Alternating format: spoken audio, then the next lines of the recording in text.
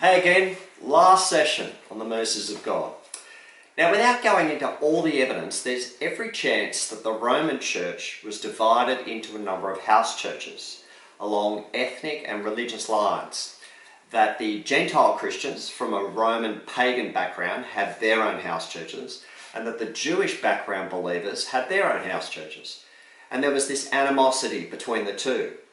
The Jewish believers emphasised the importance of the Jewish law and were quick to remind the other side, the upstart Gentile Christians, that they weren't as chosen as they were. Meanwhile, the Gentile Christians were rather cocky and arrogant about the fact that they were now God's children too, and made much of their freedom from traditional Jewish law.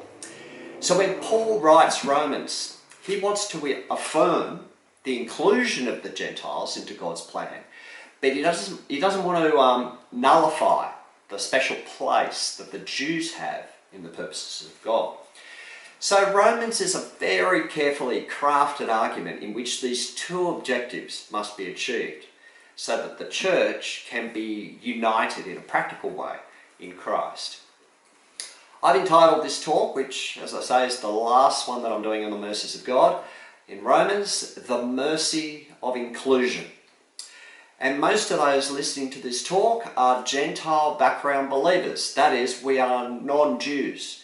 And Paul has some specific words to say to us in Romans chapters 9 to 11 concerning the mercy of our inclusion as the people of God. When you look at Romans 1 to 8 and you put it all together, it's quite clear that Paul is saying that everything that Christ has done, everything that the Spirit does, everything that Abraham modelled in terms of his example of faith, all of that now means that the good news of salvation and the promise of future glory is open to all. So sin is a universal reality affecting all people, Jew and Gentile. So is righteousness a universal reality for all those who have faith in God. For the gospel is the power of God for salvation for everyone who believes.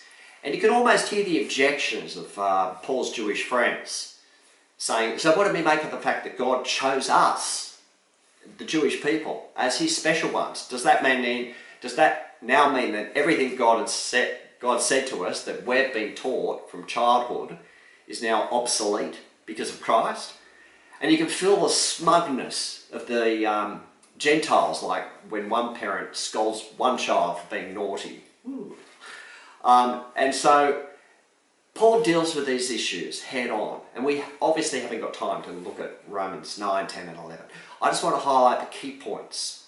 Point 1, the first point that Paul makes in Romans chapter 9, which is more directed at his Jewish audience, is that no one people group have an exclusive right to God's mercy, because if they could, it wouldn't be mercy.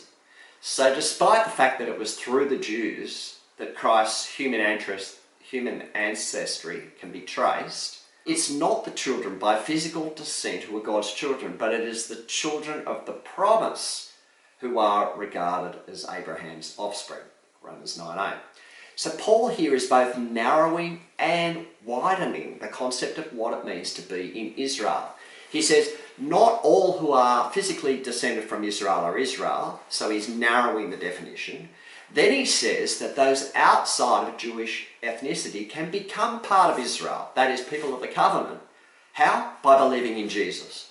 So Paul is saying we've got a lot of Jews outside of the fold because they've hardened their hearts and have tripped over the stumbling stone, that is Christ. They can't claim a special heritage before God. They can't rely on the fact that they have the law.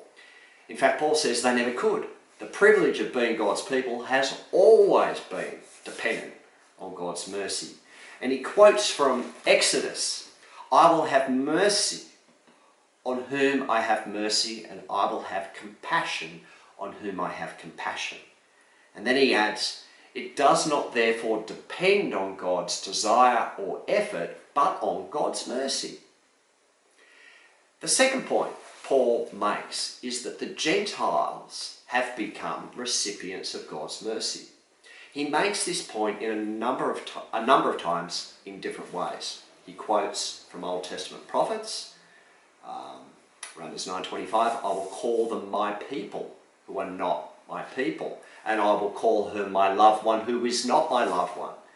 He also does it by use of a metaphor, and in Romans 11:17-21, Paul refers to Israel as being an olive tree and the Gentiles being a wild olive branch. And he says that this wild olive branch has been grafted in to the natural olive tree. So Gentiles who believe in Christ are now sharing in the blessings of God's mercies. But then he cautions the Gentiles from becoming arrogant.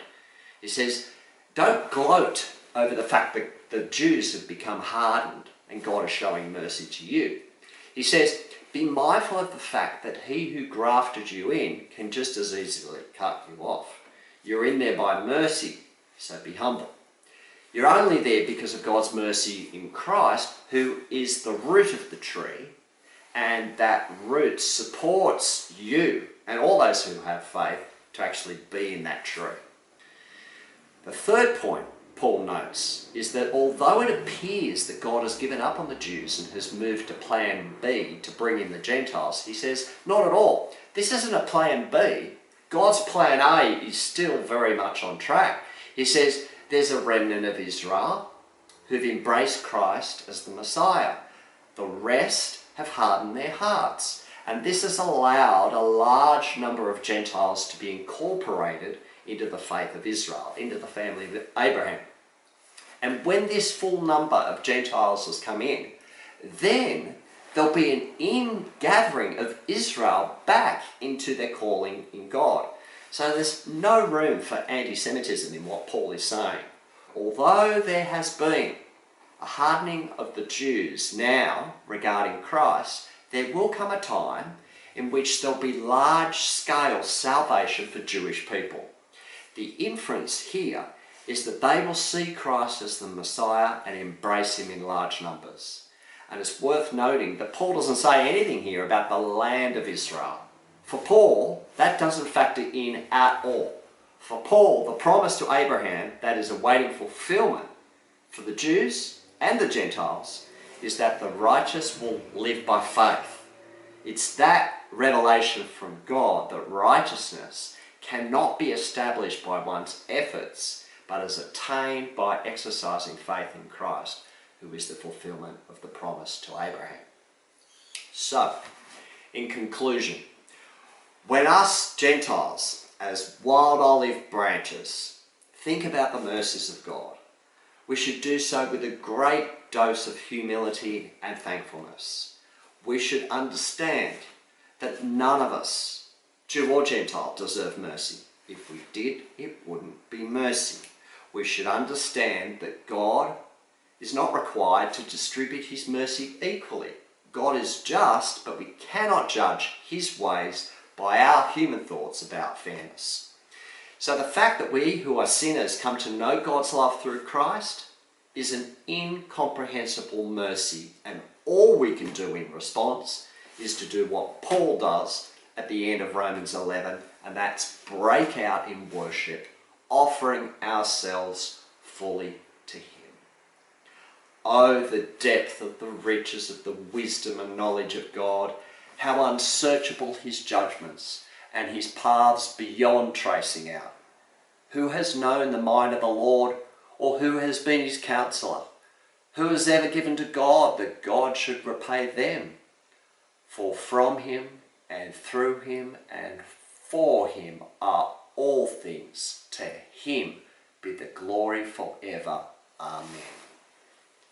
Therefore, I urge you, brothers and sisters, in view of God's mercy, to offer your bodies as a living sacrifice, holy and pleasing to God. This is your true and proper worship.